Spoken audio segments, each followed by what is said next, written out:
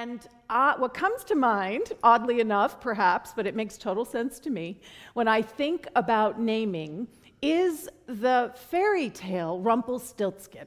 Do you guys remember this fairy tale?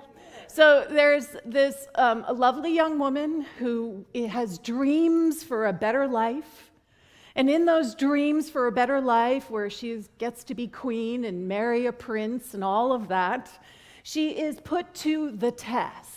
She is given a series of tests that she has to pass in order for her to be able to step into her queenness. Anybody identify to any of this in their life? So the tasks that she is given to do, it's either that she complete these tasks or she dies. Like, that's her choice. So she steps into these tasks, but they seem impossible. She has to, sort grains of rice, and she has to turn flax into gold. And in this, she finds herself overcome by despair. Anybody relate to that? Those things in our life that just feel so hard, that just feel so complicated, that we don't even know, as Carolyn sang so beautifully, I don't know what happens here. But yet we're there. We're in it. And as she is sitting there crying, she hears a voice. And Rumpelstiltskin appears and says, I'll make you a deal. I will help you do these tasks, and in exchange for that, when you are actually birthing your child, you're going to give me that child. Now remember, she's in, and we've all felt this, right? Rock, hard place, death, complete these things, right? So she says yes. And Rumpelstiltskin says, here's the deal. If you can figure out my name before you give birth, then you do not have to give me your child. So she agrees to this, thinking, how hard could that be to figure out his name? So she accomplished the task. She's the queen. She's standing in all of her magnificence. And now, she's pregnant, and she's racking her brains, trying to figure out what the name is. And she's trying to figure it out, and she's trying to figure it out, and nothing is working. None of the names that she is coming up with are actually the name.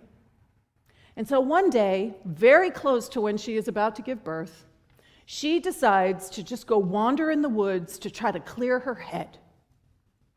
And as she's wandering in the woods, she hears this voice singing a little song, and she hears Rumpelstiltskin say his own name.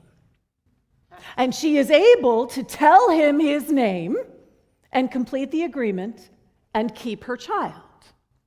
Now, I love this story, so we're going to look at it metaphysically, right? We're going to look at it from the metaphysical understanding of this story, which is that each of you is her. Each of you is being called to step into something that is larger than anything you have ever imagined, and you probably don't know how to do it.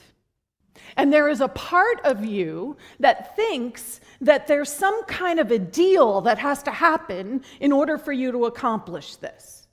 That you might have to give up X in order to get Y. And what she does in that moment is she actually gets super quiet.